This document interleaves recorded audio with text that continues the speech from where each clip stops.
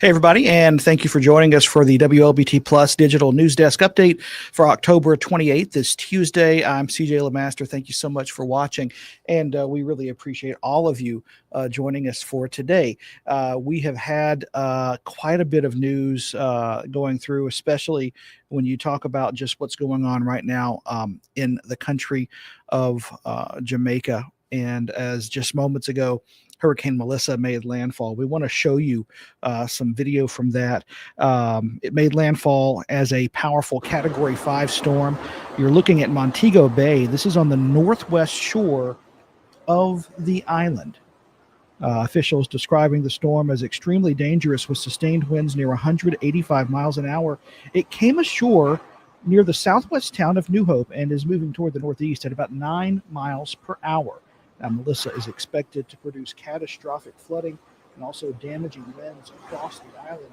Melissa already being blamed for at least 7 hurricane-related deaths across the Caribbean. The Caribbean.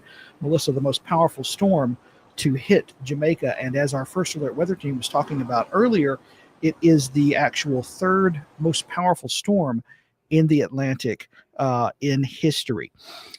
Closer to home, Jackson police say a man was killed after he forced his way into someone's home. Now, this happened yesterday afternoon on Waddell Drive in South Jackson. According to investigators, 27-year-old Randall Harris broke into the residence and began attacking someone inside.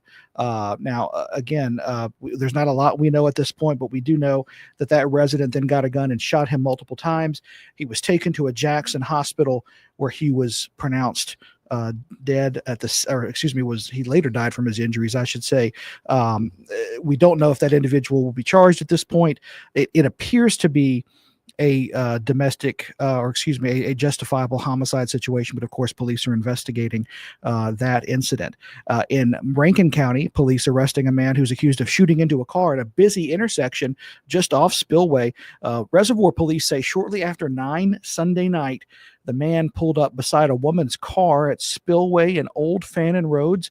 They say he opened fire in what appears to have been a road rage incident.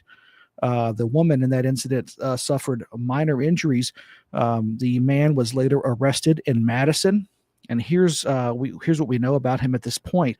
Our Quentin Smith is following this story for our early evening newscast, but this suspect has been identified as 43-year-old Walter Dennis Ainsworth.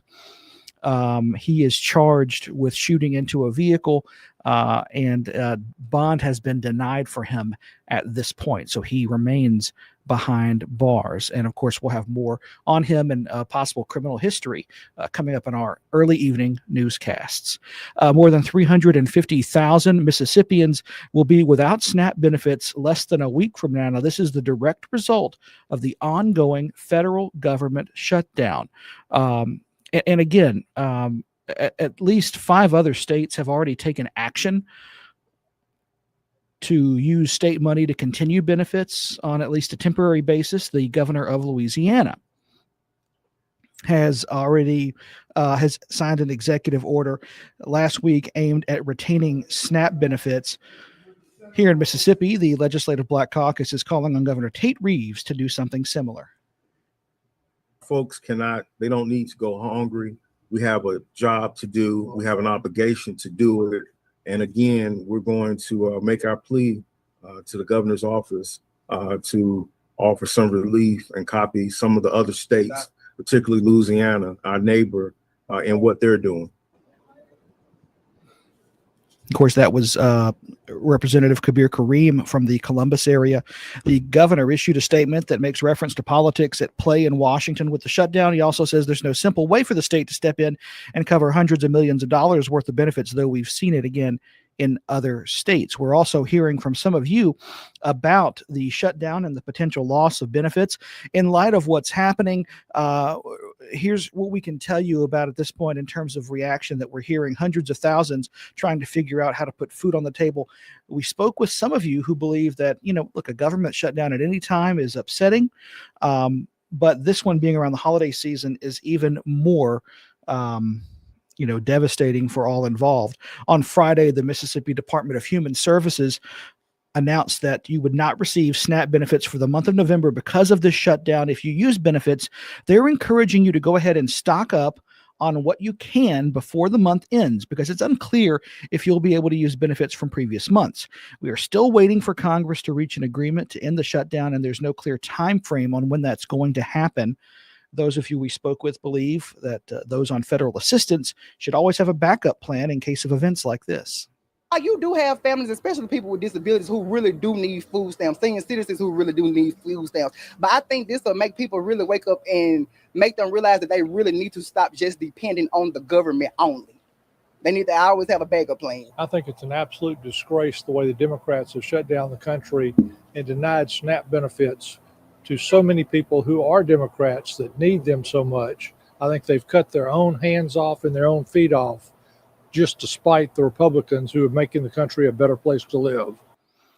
Now, if you find yourself in need of assistance, local food banks are ready to help, including the Mississippi Food Network, Salvation Army, and Catholic Charities. Also, check the Department of Human Services website here in Mississippi daily for the latest updates on SNAP benefits and local resources. That being said, preparations are underway for what could be the final distributions at the Felicia Newman Food Pantry in Terry, which is having to close its doors. The community food source has been operating in Terry for 10 years, serving about 1,400 people per month in 4 different counties. Officials say the closure is because of a more than 40% reduction in food supplies from the Mississippi Food Network, along with declining donations and issues with the building itself. We're going to do everything that we can to reorganize and to reopen in this area. That's pretty typical of across the board for all food banks across the nation. We're, experiencing some shortfalls in the food that is coming in. But of course, that goes back to getting into our communities and our communities coming in and supporting us, and they have been. The Newman Pantry's last distributions will be on November 17th. And again, if that changes and if we get updates, we will certainly let you know. A lot of these that we're talking about today are developing situations with the government shutdown still underway. We are now at 28 days, so 4 weeks of a shutdown at this point. And then, of course, we're continuing to follow this situation in Jamaica where, Hurricane Melissa making landfall as a Category 5, and Jamaica with about the same population as the entire state of Mississippi.